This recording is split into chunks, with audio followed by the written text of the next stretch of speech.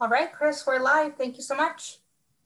Super. Welcome, everyone. I am Chris Riback, host of Chris Riback's Conversations and Chris Riback's newsletter, and proud host of these political book conversations in partnership with Cornell's Institute of Politics and Global Affairs. Tonight, we have two of America's most revered political journalists who have written the definitive biography and history, and just a wonderful book of the legendary White House Chief of Staff and Secretary of State and Treasury Secretary, and a whole lot more, as we will hear. James A. Baker III, the man who ran Washington when Washington ran the world. As I mentioned, we'll get to Peter and Susan in a second. Some quick background. As I mentioned, these conversations are co-hosted with Cornell's Institute of Politics and Global Affairs, which is run by Representative Steve Israel, and whose mission is to deepen discourse. You might know there is an election coming up, and the IOPGA has, and this is unbiased, the best and only programming and events you will need to prepare for the election, and then subsequently to try to figure out and understand what the heck happened. We will be posting a few of these events in the chat alongside. So if at any point Peter or Susan happen to go on to a topic that you're just not so interested in, don't go anywhere, just jot down one of the events, and I promise within like a second, they will be on something you care about. And frankly, they're not going to be on anything you don't care about, because the stories they have to tell are really outstanding. Let me tell you a little bit very briefly about Peter and Susan. Peter Baker is the chief White House correspondent for the New York Times and a regular panelist on Washington Week on PBS. He is the author, and he shows up every once in a while, I think, on NBC stations and MSNBC. In fact, I know between the two of you, your work there, Susan, your work everywhere, and on CNN, I think I can prove empirically that neither one of you actually needs to sleep. So it's terrific to see you there in what we've all come to know as what must be your bedroom, because I don't think either one of you ever leaves there. Peter is also the author of the New York Times bestseller, The Breach, about Bill Clinton's impeachment, and with Susan, who is also his spouse, his wife. This is a husband and wife team. The author of Kremlin Rising, about Vladimir Putin's Russia. Susan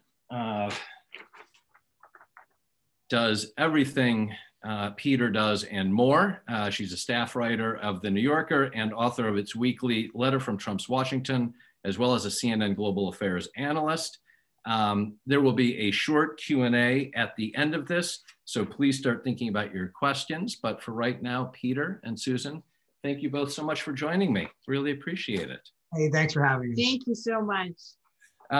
So I've really been looking forward to the conversation. As I mentioned very briefly to Susan, Peter, I didn't feel it was necessary to let you know that I loved the book.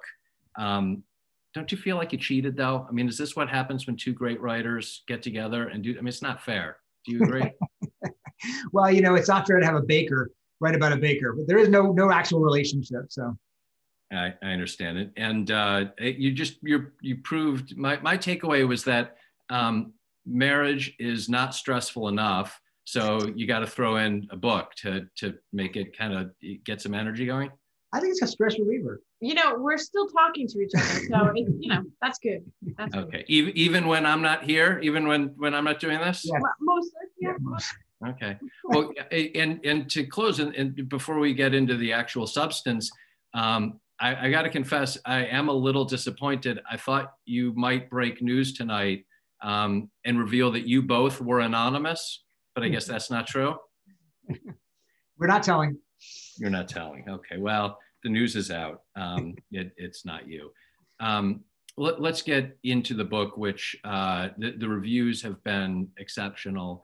And it's just such I mean, yeah, it's a biography, but it's also a history, and it also tells such a story of of America, of where we were, but it previews, and there are so many events and people And we'll talk about some of them. We'll talk about, Ted Cruz in 2000 and so many others who make these appearances in your book is just crazy, because it's also a history.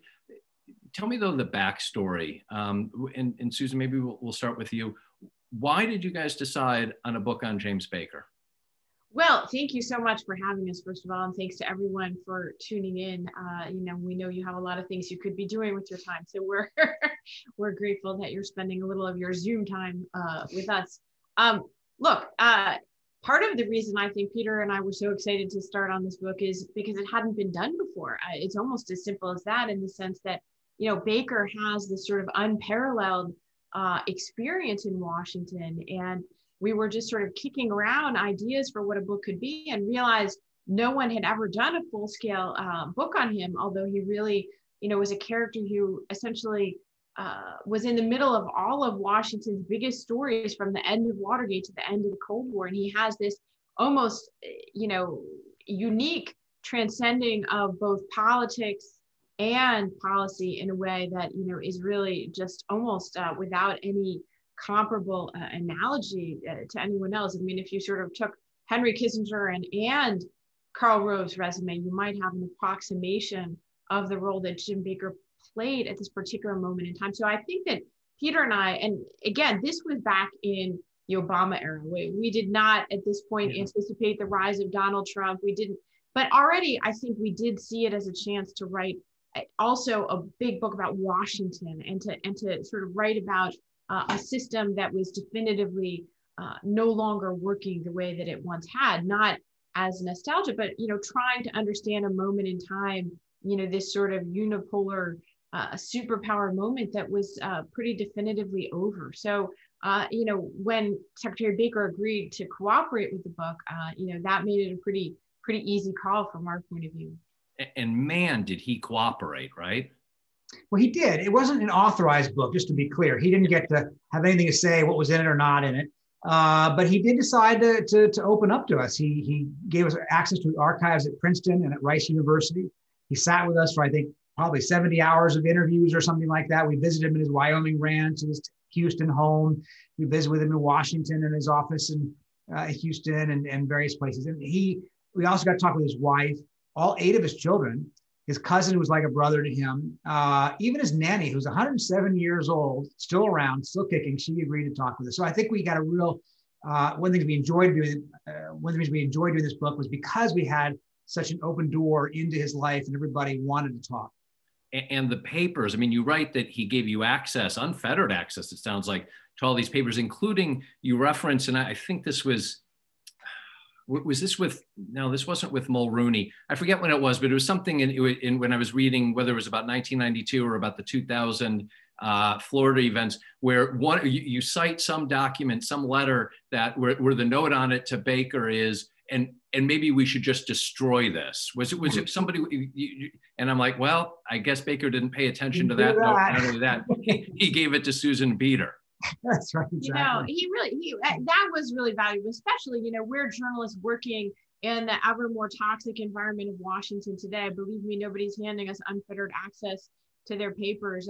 This is the world that Peter and I live in, is the world of the off the record text. I mean, so it was really something, I think, to be able to have the ability to go through. And I should say that Baker is, a bit of a pack rat and also a lawyer by inclination and training, very careful. So he was, saving a lot of memos to the files, you call them ass covering or what, but they were very useful.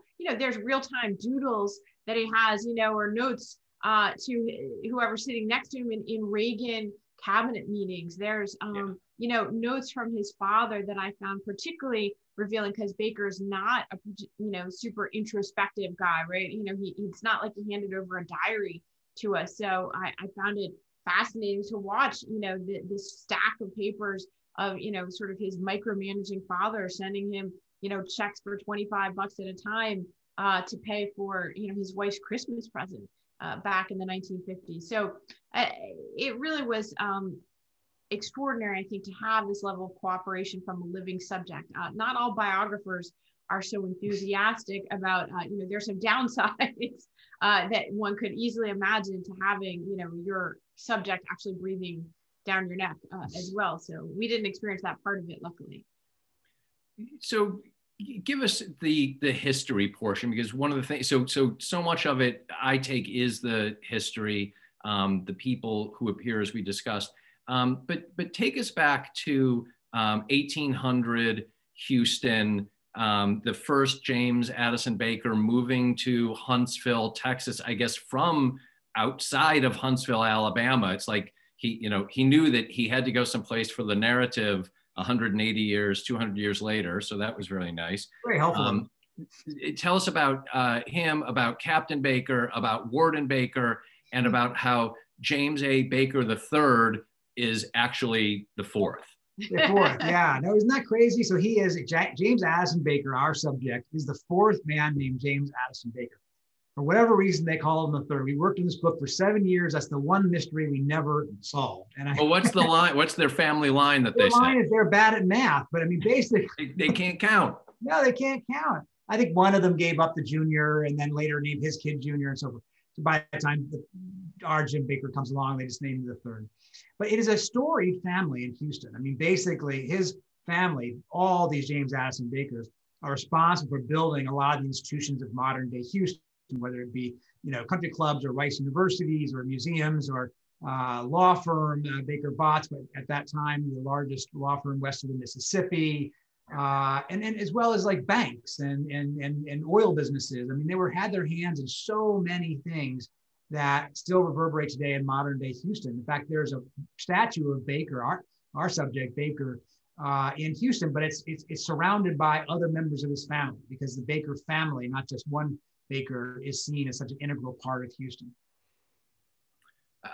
And tell me just a little bit about the personality of Captain Baker, his grandfather, Warden Baker, his father, and then I've got a quick question about young James Baker himself. Well, I'm glad you asked that, because I do think, as this sort of son, grandson, and great-grandson of these very distinguished, even imperious Texas lawyers, Baker, grew up really with a burden of great expectations along with his great privilege, right? This is a wealthy family. They weren't like oil tycoons. I think that's a sort of Washington myth about Baker. There really was much more, sort of the professional class of Texas. His grandfather was actually known as Judge Baker, the one who first came to Texas. And he was a great-grandfather, and he was friends with Sam Houston, and the namesake of Houston, and moves to Texas after Houston after the Civil War. He was known as Judge Baker because he served, I believe, just a year as an elected judge during the Civil War, fought on the wrong side in the Confederacy. So during Reconstruction, was booted out of it. Out of that very negative experience comes the family motto to stay out of politics. But you're right to ask about Captain Baker. That was his grandfather. He was really the institution builder. I think, he was the one who really ruled over turn of the century Houston in a very big way. He was a larger than life figure, and he had this sort of grand estate called the Oaks. Our young Baker and all of the grandchildren were expected there every Sunday. He was very almost dictatorial with his own son, Jim Baker's father, in terms of telling him, laying down the law of what he expected of him in his career. Baker's dad had actually been a real life war hero in World War I. He had gone to Princeton, then gone to World War I. And he served in the trenches, some of the worst fighting in that war for like lucky to be alive, right? Absolutely, absolutely. So he was a real war hero, even though his father, who had never actually served in the war, was called Captain Baker. So you get this sort of sense of this very kind of almost imperious Southern family. But Baker's dad was clearly not fulfilled, completely in his professional life, right? He did what his father told him to do. He wanted to be a trial lawyer. His dad said, no, essentially you'll manage the family affairs. You'll be much more of a businessman in many ways than a practicing lawyer. And then he became the managing partner of this firm as well. And so Baker our subject is born into this family right as the Great Depression starts. It's a life of great privilege. As I said, he's completely insulated from the Depression. In fact, one of the stories, he didn't have a lot of stories from when he was a kid. One of the stories he told us, and you could see it really stung, all these decades later, was of his mother sending the family chauffeur to the elementary school every day with a hot lunch for him. And he felt humiliated. All of his other kids are eating a sandwich and he had to go to the gate and pick up the hot lunch every day. And, so you have this sort of sense of him as being forced into a life he might not have chosen. And yet, frankly, for this first 4 decades, there wasn't anything all that remarkable about this Jim Bakker. And that's what makes the story of this book, I think, so interesting. Was Washington's indispensable man, but he was an accidental indispensable man. Yeah, it's a kind way. It's interesting for me to hear you say that there was nothing exceptional about him. As a reader, my take was even slightly harsh. I didn't love him. I didn't love James A. Bakker III as a kid. I mean, I know Peter Bakker likes to have his coffees taken to him in a chauffeur, but for James A. Bakker and his behavior at the Hills, right? That was the private school, in Pennsylvania, and his president of the 21 Club at Princeton, and the word that kept coming to mind was of that age was a ne'er-do-well. Mm-hmm. Is that fair, or was I? I mean, he was a privilege, he was son of privilege, and so the doors are open for him that might not have been open for him in any other way, and he came through them without making any great mark, right? His grades in Princeton were unexceptional for the most part. By his own admission, he was kind of a wild man when he got to Princeton, out from under the father who was nicknamed the Warden. He finally, kind of went loose at Princeton, woohoo, and he was a member of the 21 Club, but also a club called the Right Wing Club, not a political organization. It was called a right wing because that's what you did to bring your beer to your mouth.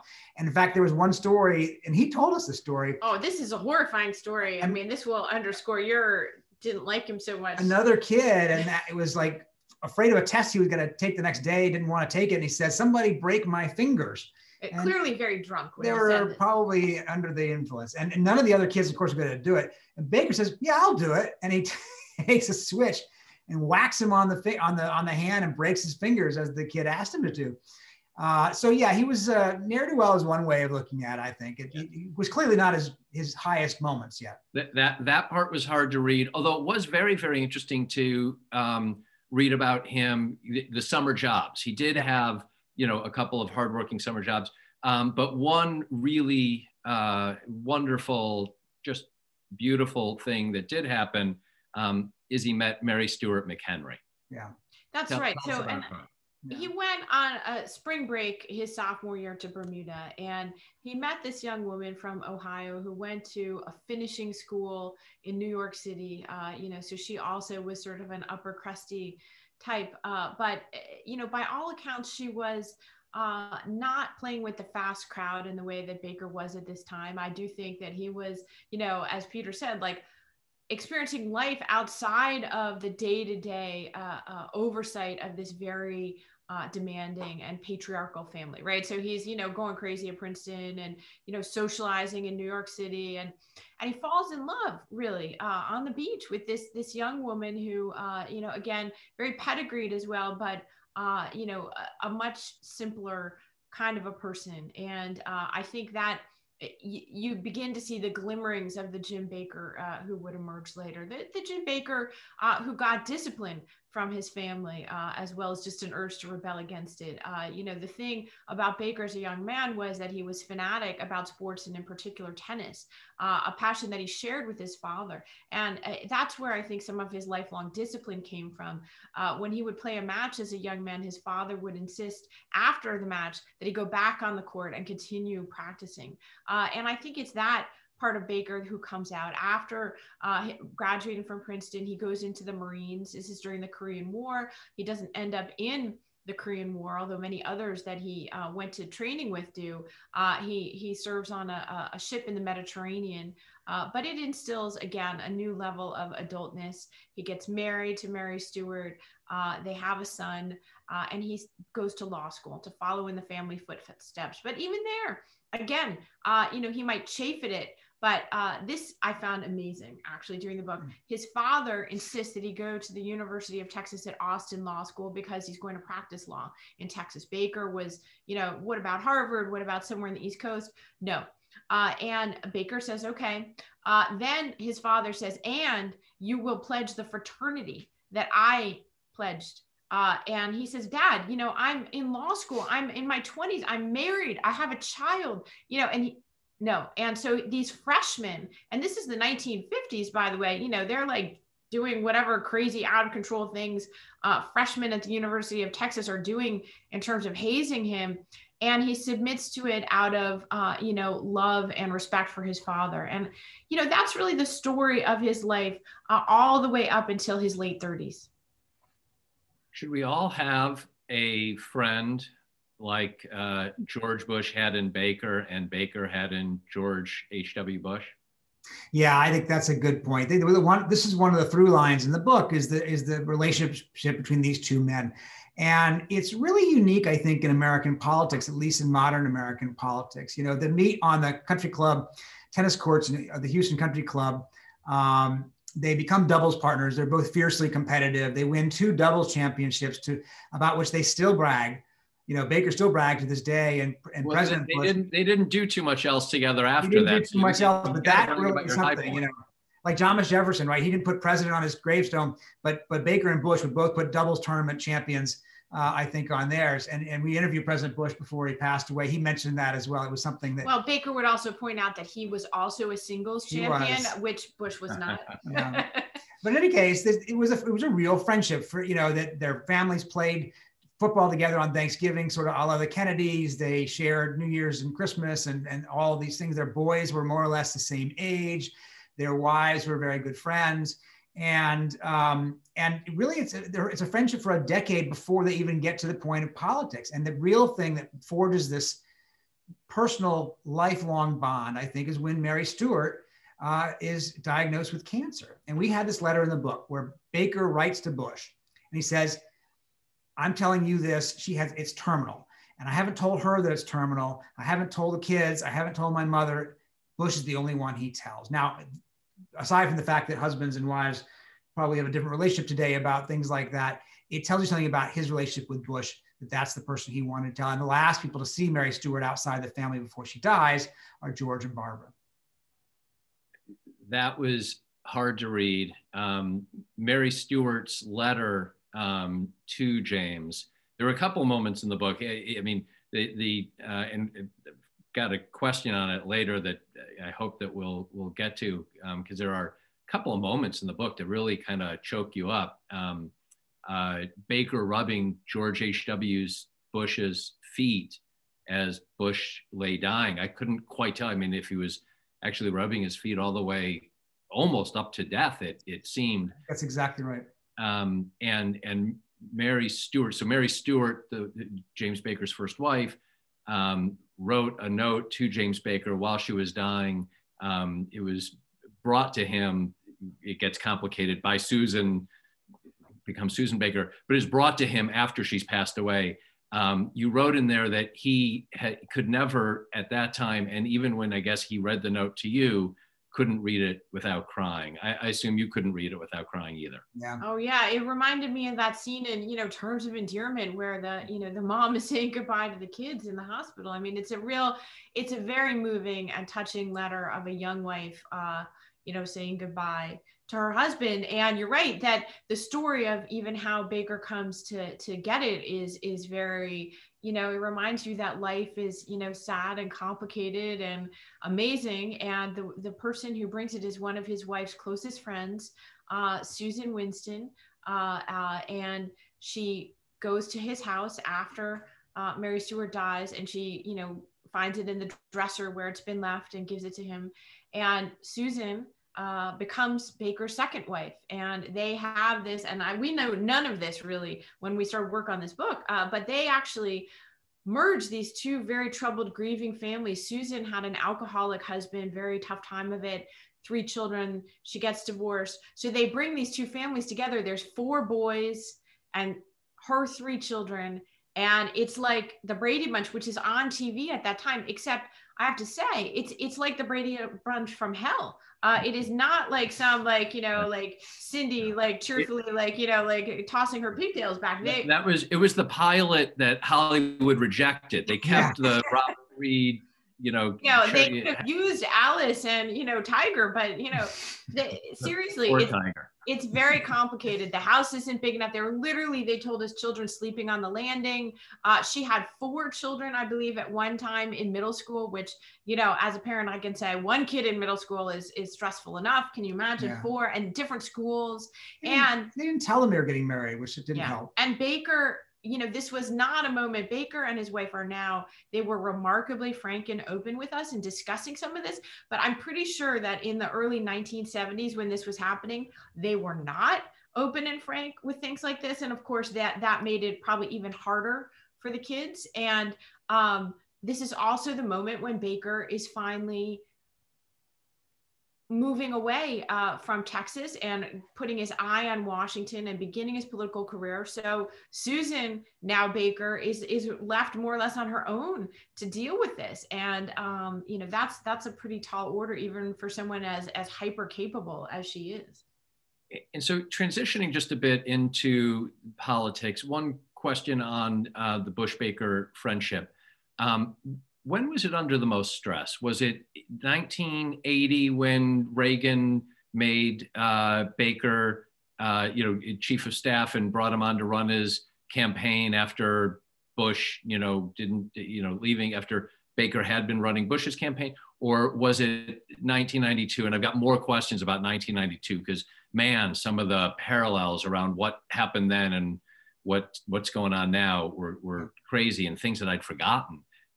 But what put more stress on their friendship, 1980 or 1992 when Bush lost? I think 1980 was in the spring was the most acute moment when Baker is basically telling Bush, who's running for the nomination against Reagan, to pack it up. You're not going to win. And if you have any hope of getting on the ticket as the number 2, you can't go any longer because you're going to alienate Reagan. That, I think, is the most acute moment where a single moment is they're having this meeting in Texas at the house, and Barbara's unhappy, and George Bush is scribbling on his notepad, I will not drop out, I will not drop out. And Baker has to force his hand, as a good friend would, because he's the honest broker. The more sustained period, less of a single moment, but more sustained period of stress is that 92 race when Baker comes in kind of belatedly to try to fix a flailing campaign. And over the course of 2 months, basically can't salvage it. And there's this great sourness there. Baker didn't do enough. And Barbara Bush calls him the invisible man. So I think that's over a longer period of time and probably more significant in the long run. Yeah. And in your telling of it, you lay out in 92, he was Secretary of State. He was very proud of it. That's what he, based on your telling, clearly wanted his legacy to be. And he didn't want to come in and be a campaign fixer again. He was above all of that. We'll get to that, I think, in a second. To get to 92, you have to go, of course, through 88. And I had forgotten about Lee Atwater's deathbed confession. Right. So I kind of also had forgotten, I don't know why I shouldn't have forgotten this, but that Atwater actually kind of reported to Baker, which would make sense. Baker was campaign manager. So Atwater, who brought us Willie Horton, who had the line that you write, what was it, that he wanted to skin Dukakis or that bark, stripping the bark off Dukakis and making Willie Horton his running mate. And then again, actually, I hadn't put that together. That's the second person in Baker's life who died very young, right? Of cancer at 39, I think, Atwater. Is there a straight line? Do you see a straight line between the activities that Baker oversaw that he does say he knows about? You say he wasn't apologetic about Horton. Is there a straight line from there to where we are now? It's interesting. A lot of people have, wanted to revisit that 1988 campaign when you see where we're at in our national discourse right now with the president. You know, the difference, of course, is that, well, there's enormous numbers of differences. I would say Baker was a very sharp-edged partisan. There's just no question about that in his political campaigns. And he was also ruthlessly unsentimental in analyzing a problem, whether it was a human problem or a policy problem or a political problem. And that, of course, was one of his great skills in Washington. A lot of people believe their own BS, not Jim Baker. And that, of course, is a very useful skill and valuable skill to have. People need to look at the facts as they are. And the bottom line was that he was the Treasury Secretary for Ronald Reagan at this time. And everyone understood and expected he would come and run the campaign for his best friend, George, but he delayed doing so. And so by the time he gets into the campaign, it's already the conventions. It's the summer of 1988. And of course, campaigns also didn't last as long then as they do now. And Bush had a terrible problem, which is that Michael Dukakis was killing him. And he was up by 17 points coming out of the Democratic convention. And so in order for Bush to win, they would have to undertake what at that time would have been one of the greatest modern political comebacks. And Baker understood that after 8 long years of Reagan and Republican sort of ownership of the White House, it was going to be a tough sell for the much less charismatic, certainly not visionary George Bush, already saddled with that Newsweek cover, the wimp factor. And so there was really only one way to do that in his analysis, and that was to eviscerate Michael Dukakis, to run a very, very negative campaign. It wasn't just Willie Horton, I should point out. They turned a mild-mannered Massachusetts technocrat into a flag-burning, Pledge of Allegiance hating, basically enemy of America. And it was a brutally effective campaign. Baker did not micromanage it. He did not oversee, every little sort of aspect of the campaign. Lee Atwater was the sort of brilliant strategist behind the campaign, but Baker approved all of it. And as he would point out, so did George Herbert Walker Bush. Both Bush and Baker had a certain patrician disdain for the grubby business of politics. I do think that might have actually blinded them to some of its excesses, in the sense that I think they saw a lot of it as sort of the unpleasant thing that you had to do in order to get elected. So the major difference between now is not their willingness to throw a punch, because they were both in the end willing to do what it took to win. It's in what they chose to do with the power once they acquired it. And that's where the departure from today's Washington is so sharp. And it was just literally weeks after that election that the first thing Baker did as the newly named Secretary of State, before he's even confirmed, was to sit down with the former chairman of the Democratic National Committee, his friend Bob Strauss, and Jim Baker, the Democratic Speaker of the House, and to cut a deal that would essentially end U.S. patronage of the wars, the Contra wars in Latin America, which had been probably the single most divisive foreign policy issue of the 1980s. And that's where you see the difference. The toxicity, I mean, look, racism in American politics, unfortunately, I have to say, did not start with 1988. You can look back, unfortunately, to many, many different antecedents to see where it is today. The difference also is that it just never came directly from the mouth of the President of the United States, at least not in recent memory. Yeah, no, certainly not. There's no short history. And one of the guests we recently had was Rick Perlstein in his book, Reaganland, and, all of the telling of the Nixon to Reagan years. I'm being facetious, slightly hard to avoid the racism of that period as well. That point that you just made about the power, you quote very early in the book, that something that Baker told you, that the point of holding power is to get things done and accomplish things. And that really was, and that was for me a bit of a through line from LBJ, as opposed to, one might argue, there's a sense that today we think of the importance of having power simply for power's sake, as opposed to what we do. This, I can't believe that I had forgotten. So Bush in 92, I don't know what I was doing. That for some reason, this whole period, you know why? Because it must be because I was only 3 or 4 years old. Well, that must have been it. Yeah, that's got my so. Wait, you were alive then? Yeah. No, not as far as you know, I wasn't. So it's 92. You got Ross Perot, you have Bill Clinton, George Bush, H.W. Bush is way behind. But as the campaign is coming towards the end, he is starting to make up ground. And he's starting to make up ground. And then 4 days before the election, I didn't remember this was only 4 days. This is what Lawrence Walsh did. I'm reading from page 506. If Bush was indeed building toward a late comeback, however, it came to an abrupt halt the Friday before the election when Lawrence Walsh, the independent counsel, released a new indictment of Caspar Weinberger, Reagan's defense secretary in the Iran-Contra affair. The indictment referenced notes taken by Weinberger that undercut Bush's longstanding insistence that he had not known about the internal opposition to trading arms for hostages. Jim Baker and his colleagues nursed grudges against those they blamed for helping to bring Bush down. At the top of their list was Lawrence Walsh, whose indictment of Weinberger seemed like a dastardly final blow and indeed was thrown out by a judge weeks after the election. So who affected an election more? James Comey in 2016 or Lawrence Walsh in 1992?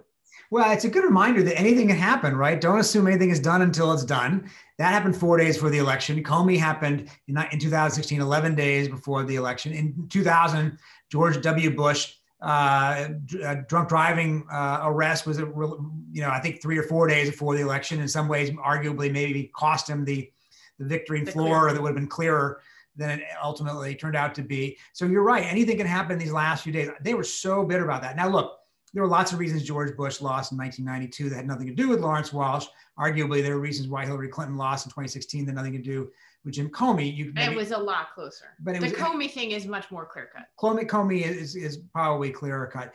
But there's, it speaks to the bitterness of the Bush-Baker crowd because they still remember that to this day. Now, I talked to an Iran-Contra prosecutor, said, no, it wasn't whatever. But it's hard to look at 4 days before and not feel that. And that tells you how personal politics can be, of course.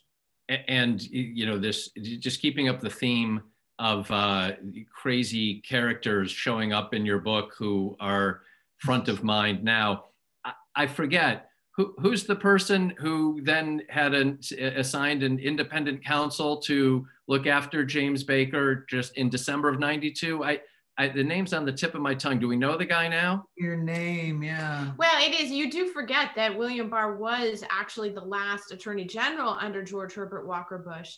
And in fact, it was that sort of perceived establishment credibility that helped him to win confirmation as Trump's attorney general in some ways. And, plenty of people realizing now, well, maybe that wasn't the case. Interestingly, had they asked Jim Baker his opinion, he would have shared it with them. To this day, Baker is not a fan of Bill Barr. And what Barr did was literally on the very last day he possibly could, he referred an incident that largely forgotten from the later days of the 1992 campaign. But at this time, Bill Clinton was seen as this sort of like young radical. And there had been a trip to Moscow he had taken back when he was a Rhodes Scholar at Oxford, and there was all sorts of rumors swirling around about that. And had he, in protest of the Vietnam War, had he, tried to renounce his citizenship?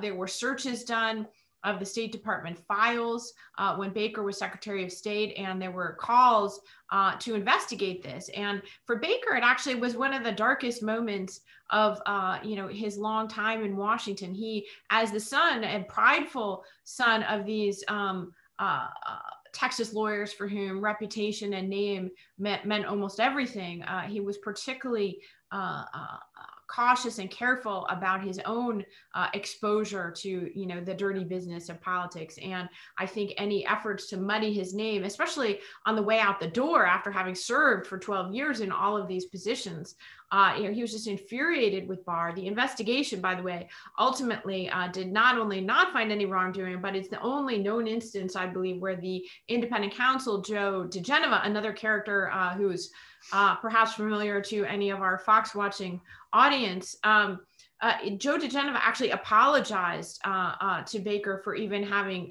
done the investigation, which is a very unusual coda to any kind of Washington investigation. Yeah, that whole story was remarkable. I want to ask about 2000, about Florida, about the Supreme Court. While we're having this conversation, folks who are listening, please get your questions ready. We're going to open this up in just a moment and get some questions. I'm sure there are a ton. I still have a ton more. So on Florida and the Supreme Court in 2000, to begin, the two things stand out that connect to today as we are all, thinking, who knows what's going to happen, and courts certainly could get involved, were the immediate notes that Baker took and wrote on his pad that you note. I don't know if it was when he first got to Florida. I think it's almost like upon arriving in Florida. One, America wouldn't take petty politics, so this had to stay. And two, this was going to go to the Supreme Court. How did he know that? He knew that from the very start. And it's a really interesting thing because Republican, of course, the orthodoxy is you don't bring state disputes to federal courts. And he's like, well, forget that.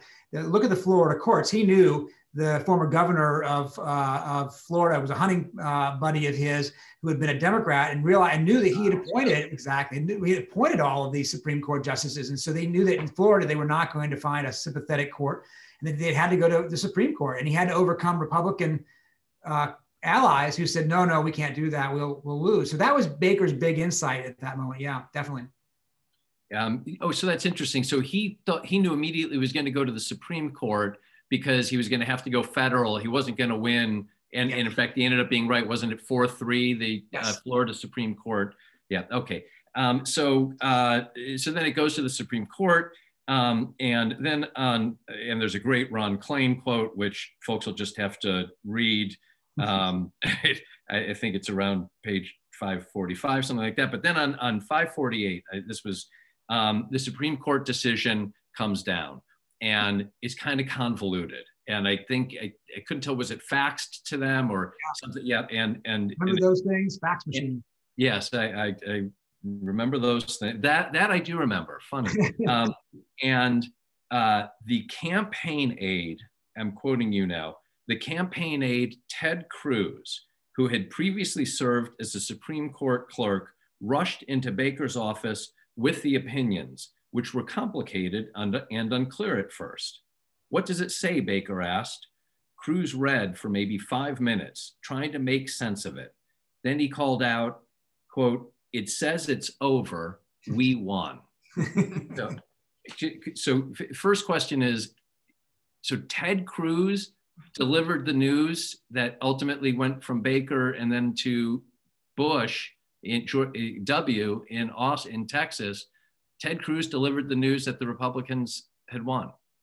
Well, that's right. It's interesting. The team that Baker had assembled on the fly there in Florida was essentially like an all-star Republican, impromptu law firm, right? And it was, young, bright, former Supreme Court clerks, and it also included Justice to be John Roberts. It included Justice to be Amy Coney Barrett.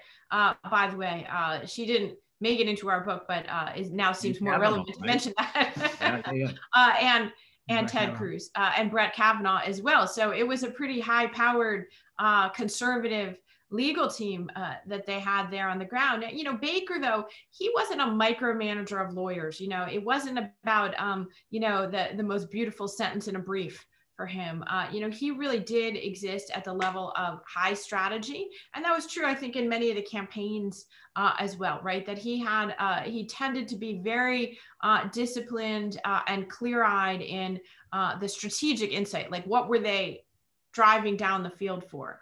And I think that was what he brought to the Florida fight, as well as, by the way, he just had a sort of authority, stature, and, kind of reputation that was so formidable. Even Democrats told us that when they heard that Jim Baker was going to be the one overseeing their efforts and going up against Warren Christopher, the former Secretary of State who had been enlisted by Al Gore, that even they knew that, Baker was going to win. Poor Warren Christopher. My last question, then we'll open up the floor, Natalie. Given your reporting on Florida, on the Supreme Court, on 2000, And given where, who knows, things might go, we don't know what's going to happen. What can the Trump or Biden campaign learn from how Baker managed that period? What would Jim Baker say to them was the key lesson from those 5 weeks? Well, for Baker, the key was not letting the lead get away from him, right? That he understood that as long as Bush always had the lead, they had the high ground on the argument. And at no point in that 36 days did Gore ever have even a single day when his vote count was higher than Bush's. That would have destroyed their public argument. He understood that. There are two big differences between then and now, though. One, of course, is that it may be not just one Florida, it may be multiple Floridas. It may be Florida on steroids. And we've already actually gotten into the courts. People have been in the courts now for months on these same issues. Like 150 some lawsuits have already been playing themselves out. That may work in different ways. In some ways, it may actually set some of the rules before the election, as opposed to waiting until after the election in Florida when they were trying to reinvent things on the fly. But the other big difference between then and now is you had in Gore and you had in Bush and you had in Baker people who actually did have a fundamental respect for the system. And they fought it out tooth and nail, knife fighting all the way up the Supreme Court until one side won and the other one didn't. And the one that lost was bitter and unhappy and disappointed. But Gore gave a very gracious concession speech and said that it's now time to come together. And Bush gave a very gracious victory speech and said, I'm president for everybody, not just Republicans, and Baker as well. What we're seeing today is a president who isn't waiting for the election to tell the country that it is rigged, that it is dishonest, that it is corrupt, that any result other than a victory for him should not be believed. And there's a big, big fundamental difference there. Yeah. How concerned are you for today, for us? Yeah, yes. I mean, look, that is a scenario, the multiple Floridas on steroids scenario. That has not yet been ruled out. Luckily, at the moment, it's still one of only a scenario as opposed to the scenario. But you know, it's really something. I've been listening to all of the president's rallies for the last few days. I'm going to do a sort of final week of, you know, Trump ever as a political candidate piece for the New Yorker, and it's literally exhausting to listen not only to the sort of detours of that very discursive, rambling mind, but you know, the real theme of these rallies is not like I'm running to do X, Y, and Z for you, but basically everything is illegitimate. Don't believe anything you hear. There are no facts. There is no truth. There are no institutions outside of me that you should trust. And that is a pretty dangerous climate in which recognizing that we're going into it with more than 40% of the public is going to support this no matter what. So even if there is a defeat, even if it's a clear-cut defeat, you know, those 40 or 45% or 46% of Americans who vote for that are not going to just disappear and fade away. So I think it outlives, in a way, the candidate. We'll look forward to that piece. Natalie, questions from the audience. What do we have? We've got quite a few, so I'll read one from Elliot. We'll go to Young, who has their hand raised. So Elliot asks, there is always a danger associated with a public figure participating in a bio book over which they do not have editorial control. To what do you attribute Baker's willingness to cooperate and share materials? Well, that's a great question. We were surprised, actually, I have to say, because he is so famously, good at preserving his own reputation and spinning and manipulating reporters as he saw fit. But I think at the age, by the time we got to him, he was 83. He had written 2 memoirs of his own. He had had his say. He had put out his stories he wanted to put out. But I also think he thought that if you're going to be a major figure in history, somebody else has to write a biography about you, and it can't be somebody you control. It has to be independent to have credibility. And he understood that. And he understood, therefore, that it was in his interest, I think, to cooperate with us, even though he wasn't going to have control over it. And we were surprised. I mean, he lived up to his agreement. From the beginning, he said, I'm not going to try to tell you what to write. I'm not going to put anything off limits.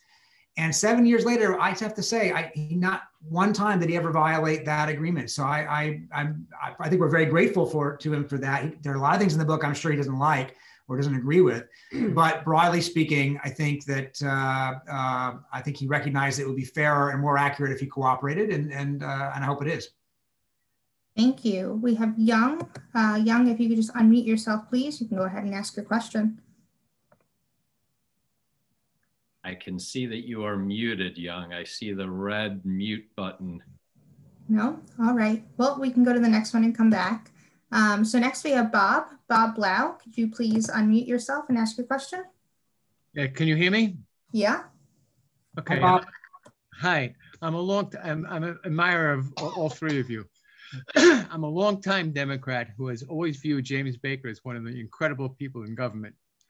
And I have always viewed his greatest accomplishment was the world coalition he put together in the Iraq war. Could you comment on that at all? Yeah, I'm glad you mentioned that. It hasn't come up tonight. And, Baker really he excelled in his time at the State Department, especially in the kind of alliances and, sort of the international working of diplomacy. And when Saddam Hussein invaded invaded Kuwait, he did two things that I think really were quite notable for an American Secretary of State, and especially at that moment of time when it wasn't clear what the post-Cold War world was going to look like. The first thing he did was remarkably convince his Soviet counterpart, Edward Shevardnadze, to issue a joint statement. And he was in the region at the time, flew to Moscow with Shevardnadze. And the world had been a bipolar world really for the previous 4 decades, right? You were either with us or you're with the Soviets. And certainly the idea of the two superpowers making common cause and saying this aggression is unacceptable and will not stand was something that was remarkable, and was something that definitely was on Baker's list of accomplishments. And then what he did once, it was decided back in Washington, Bush was very adamant, that a coalition needed to be put together. Baker went on what he called his tin cup tour of the world, the Middle East. And he was so successful in signing up other countries to be part of this alliance that it actually became almost the first war in American history to turn a profit. That is still talked about as, a sort of legendary accomplishment by any foreign minister, really. And it has not been replicated again. George W. Bush's coalition of the willing in the second Gulf War was nothing like the big one in the first Gulf War. Thank you. So we'll take a question from Karen and then go to Barry, who has his hand raised. Karen asks, who do you think Baker thinks will win in the upcoming election? And does he think the results will end up in a court system? Yeah, that's interesting. He hasn't said out loud, but my guess is he's a very cold-eyed analyst of these things, and he's looking at these polls, and he recognizes that Trump has a real uphill battle to pull it out.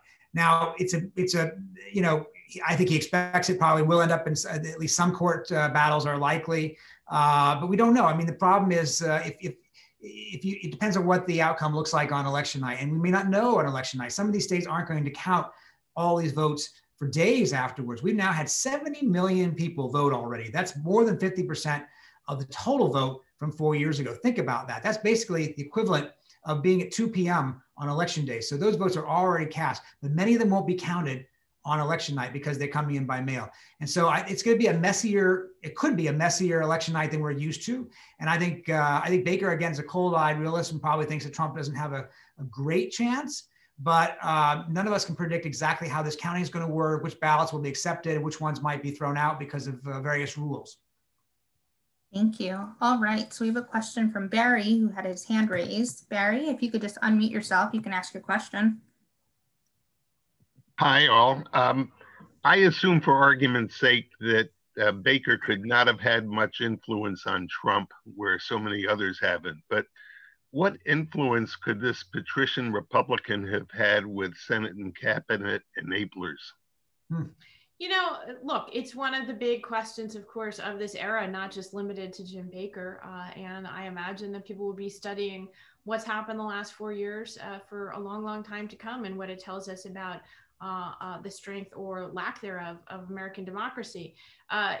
Baker was an interesting character for us in that, we started the book before the rise of Trump, but that happened over the last few years as we were, finishing the book and finding ourselves distracted by having to cover all of this. And, Baker, like many Republicans here in Washington, really the un-Trump in so many ways, not just in his personal characteristics and, sort of his actual deal-making skills, but also on a policy sense, right? Like many Republicans, he still believes he's still a free trader. He's still absolutely an internationalist, a believer in alliances, very concerned about deficit spending, and also just offended. His brand in Washington was uber competence. He was sort of the gold standard White House chief of staff for Democrats and Republicans. So, of course, offended by the sort of massive turnover and permanent chaos of the last few years. And yet,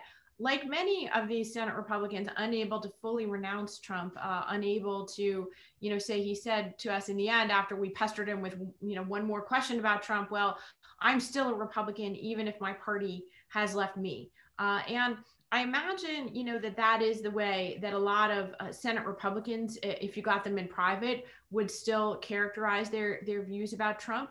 Unlike Baker, they've been much more active, obviously, in, voting with the president over and over again and supporting, his agenda, not speaking out against particular excesses. Baker has been very clear with us in his view. He told us that he thought Trump was crazy, that he thought he was nuts, but he's gotten a lot of criticism since our book came out, and we revealed that he voted for Trump very reluctantly in 2016 while refusing to endorse him. And it appears that he's going to do the same this time or has already done so. And so, what does that tell you? I think it's sort of a parable for the modern Republican Party, which is that it's apparently somebody else's fault in their view, that this has happened. But even after what Trump did to Bush, his friend's son, W, his other friend, Jeb, and to everything that Baker stood for, the whole globalization, I mean, even after all of that. After all that, yeah. Remember, it's a study in power, and it's not a celebration of it. And I do think, Peter and I came to the conclusion that, part of this decision was informed by Baker's experience at the Heights in Washington and understanding that if you're on the outside, looking in, throwing stones, there is no power without access. There is no power without the ability to work the inner councils. That's the kind of politician that he was. And I think that still shapes his view of Washington today, even though Washington itself has changed so dramatically from his time. Yeah, and you make that clear, that point that Baker feels he needs to be inside the tent or have some type of ability. Natalie, do we have Young? I know we're getting to the top of the hour. I have one question to close on. I just saw Young was there a moment ago. Do we have Young or somebody else? No, but I have one final question that I can get from Kara Allen. She says that Baker is generally regarded and on a bipartisan basis as the exemplar White House chief of staff or gold standard. After getting to know him, what do you view as the reason or reasons, and perhaps reasons he wouldn't say, as to why that is the case? Right. Well, look, he would say, thank you, Natalie, and thank you. I'm sorry, I missed that. Kara, who asked the question. I think he would say, look, he prided himself on preparation, on discipline. In his family, the saying is what they call the 5 Ps: prior preparation prevents poor performance. We've said it so many times now that I'm tongue-tied. But I think that it's more than just that, obviously. There are a lot of people in Washington who are, good homework doers. He had an instinct for other people. He had an instinct for how the gears of power worked. He understood how to give somebody on the other side of the table what they needed while getting what he wanted, right? And he could give things away that weren't important to him while taking away from the table the things that were. And that's something that's lost in today's White House and lost in today's Washington, not just in the Trump White House. I mean, the idea that you can negotiate, that you can work with people, even people you disagree with, is a lost art. And I think that made him a good chief of staff. He was also unsentimental, as Susan said, I think, about, for instance, Reagan's priorities. Reagan campaigned on a lot of things, but Baker wasn't going to bother his wasting time on things like trying to abolish the education department, because he knew that would go nowhere. They had a Democratic House. So he focused on what things they could get done, like his economic program. And it was that sort of cold-eyed view of things that helped, I think, run a White House and made Reagan successful and earn a second term. Thank you. And quick close, the guy who was in the right place at the right time versus the guy who was able to make things happen because of his, where did you guys ultimately come out on that? I think I know the answer, having read the book, but how do you handle that question? Look, Jim Baker was a lucky man. There's no question that in politics, luck as much as skill defines somebody. And, from the accident of who his best friend was to his first big break in politics was when Jerry Ford's longtime political advisor from Grand Rapids, Michigan, got killed in a car accident right before the 1976 convention. That literally is Jim Baker's big break in politics. But had he not impressed people with that hyper competence and that innate eye for politics, then he would have gotten the job anyways. And so, in the end, it was the marriage of man and moment that made this most exceptional story. He could have easily lived out his whole life in Houston, a pillar of the community, a managing partner of Baker Bots. He could have, spent his weekends hunting and playing tennis. That would have been that. And he would have been just another upstanding James Addison Baker of the Houston Bakers, and that almost was his life. And yet you see how much talent there is there, right? And that his life is a story of succeeding on progressively bigger and bigger playing fields until, he's naked in a banya with Edward Shevardnadze negotiating Soviet nuclear arms deals, right? Like, that's an incredible story. And I think it's a reminder not to make assumptions about, people are not defined and limited by the world that they inhabit. It's quite an interesting story, I think, for all of us. A lot of terrific lessons, including picking up on one of the points that you just made about the power of good marriages making great stories. Bush and Baker was not the only great marriage that seems to have generated a great story. Susan, Peter, thank you. Really, really wonderful book and great read, and I highly recommend it. Thank you for your time. Chris, thank you very much. We had a wonderful time. It was a great conversation, and thank everybody who joined us tonight. Thank you so much. Have a great evening. Yep. Thank you, everyone. Good night.